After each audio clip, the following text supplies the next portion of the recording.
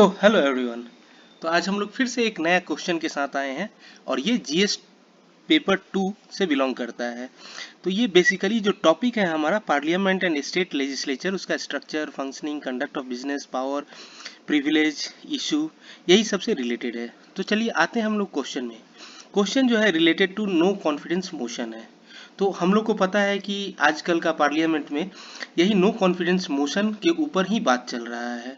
जो हमारा present government है बीजेपी, उसके या फिर एनडीए बोलिए, उसके अपोजिशन जो है हमारा कांग्रेस है या फिर टीएमसी है या जो भी है अपोजिशन में जो लोग भी हैं, वो लोग एक नॉन कॉन्फिडेंस मोशन पास करने के लिए बोला जा रहा है।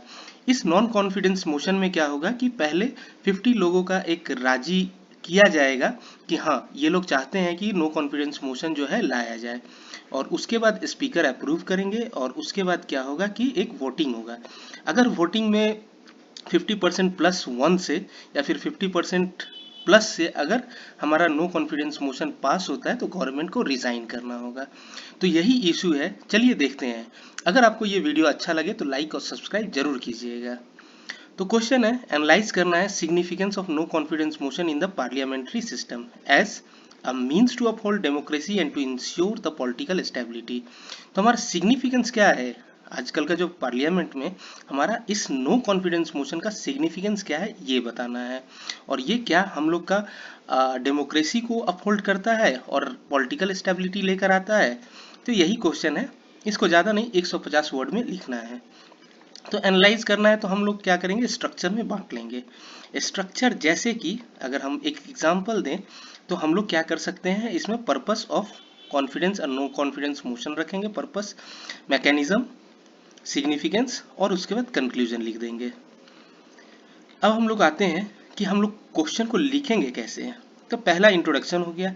इंट्रोडक्शन में एक फ्लोर टेस्ट या फिर नो कॉन्फिडेंस मोशन से रिलेटेड एक से दो या फिर दो से ज़्यादा तीन सेंटेंस हम लोग लिख देंगे।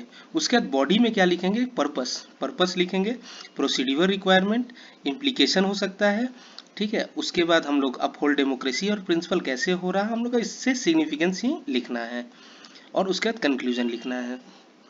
तो चलिए आंसर में आते हैं, इंट्रोडक्शन में क्या लिख सकते हैं।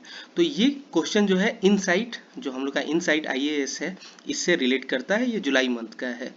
तो चलिए हम लोग देखते हैं। तो नो कॉन्फिडेंस मोशन जो है एक पार्लियामेंट्री प्रोसीड्यूर है। ये कहीं हमारा आर्टिकल्स में नहीं लिखा है, ये पार्लियामेंट्री प्रोसीड्यूर है। ये यूज़ किया जाता है गवर्नमेंट को टेस्ट करने के लिए कि क्या वो मेजोरिटी में है या नहीं है इन द लेजिस्लेचर। तो ये आइदर लोकसभा में हम लोग यूज़ कर सकते हैं या फिर विधानसभा में कर सकते हैं। ये हम लोग राज्यसभा में नहीं कर सकते हैं। तो क्वेश्चन अगर एमसीक्यू में भी आता है कि नो कॉन्फिडेंस मोशन जो है वो राज्यसभा में लाया जा सकता है या नहीं, तो हम उसे ना कर देंगे। और it is introduced in Lok Sabha and if accepted it may lead to discussion on the government's performance. तो अगर ये एक्सेप्ट हो गया तो ये गवर्नमेंट का परफॉर्मेंस के ऊपर एक सवाल हो जाता है, और इससे क्या होगा कि गवर्नमेंट को जो है ना रिजाइन करना होगा। तो ये इंट्रोडक्शन में 2 सेंटेंस में लिखा हुआ है, 2 से 3 लाइन में हम लोग लिखेंगे। अब बॉडी में आते हैं, बैकग्राउंड देखते हैं। तो current no confidence motion is against the Indian government. जो Indian government NDA lead BJP है उसके ऊपर लगा हुआ है। ये किस चीज़ से इशू से ये लगाया गया है, तो मणिपुर का इशू, तो उसके ऊपर से लगाया गया है। लोकसभा जो है ओम बिरला वेडनेसडे को एडमिट किए कि no confidence motion is against the government moved by Congress deputy leader in Lok Sabha Gaurav Gogoi. Gaurav Gogoi जो है कांग्रेस के डेप्यूटी लीडर है, उनके द्वारा इसको लीड किया गया है। और 50 एमपी जो है ना इसको साइन किए हैं कि हाँ नॉन नो कॉन्फिडेंस मोशन जो है लाया जा सकता है।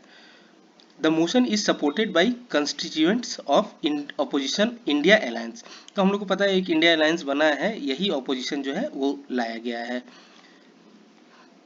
अगर हम लोग हिस्ट्री थोड़ा देखें तो नो कॉन्फिडेंस मोशन जो है 1963 से अभी तक 27 नो कॉन्फिडेंस मोशन लाया गया है, और कोई भी अभी तक पास नहीं हुआ है। ये सबसे इंपॉर्टेंट चीज़ है।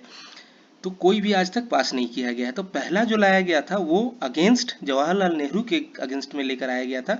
और किसके द्वारा लाया गया था? तो जेबी कृपलानी के द्वारा लेकर आया गया था, जिसमें जेबी कृपलानी को 62 वोट मिले हैं। और वोट अगेंस्ट जो है no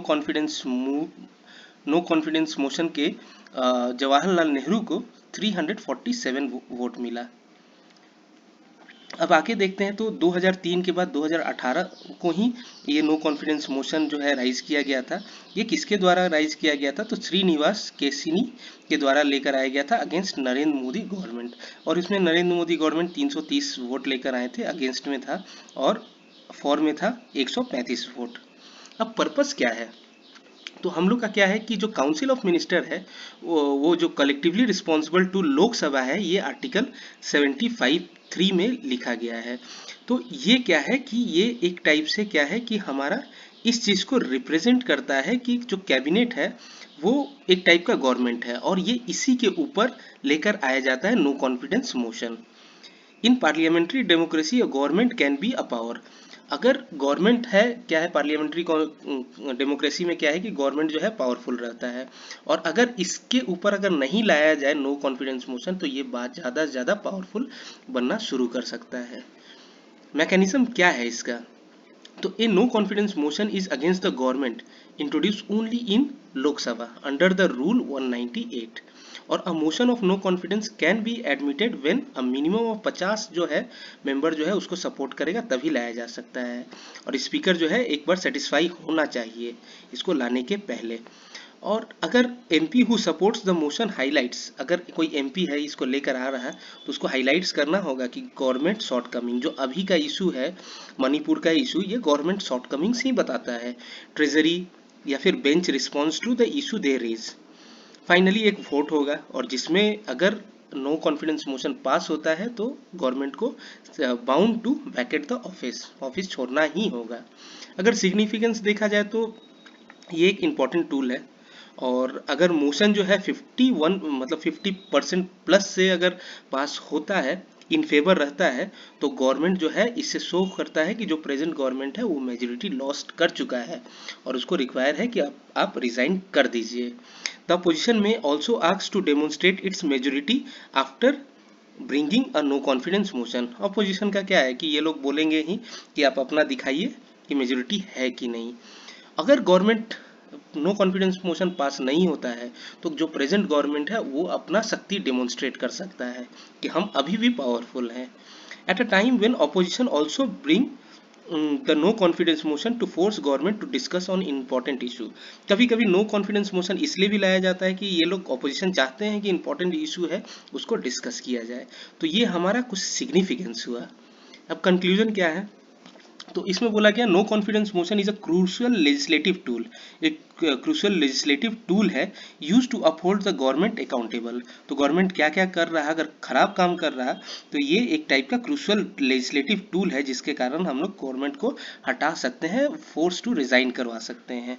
although it is rare for opposition, ऐसे तो पता ही है कि बहुत कम ही है। अभी तक हम लोग देखे हैं कि अराउंड 27 नो कॉन्फिडेंस मोशन लाया गया था मगर एक भी पास नहीं हुआ। मगर ये क्या है, एक टूल है जिसके कारण हम जो प्रेजेंट गवर्नमेंट है अगर पावरफुल बन रहा उसको रोका जा सकता है। ये एक टाइप का रेयर है जो अपोजिशन जो है डिफीट कर सकता है ruling party with greater number. तो ये क्वेश्चन है नो कॉन्फिडेंस मोशन का, और ये बहुत ही इंपॉर्टेंट है, क्वेश्चन आ सकता है मेंस में भी और प्रीलिम्स में भी या फिर कोई भी एग्जाम हो। तो अगर आपको इस वीडियो को अच्छा लगा होगा तो इसे लाइक कीजिएगा और सब्सक्राइब जरूर कीजिएगा। Thank you.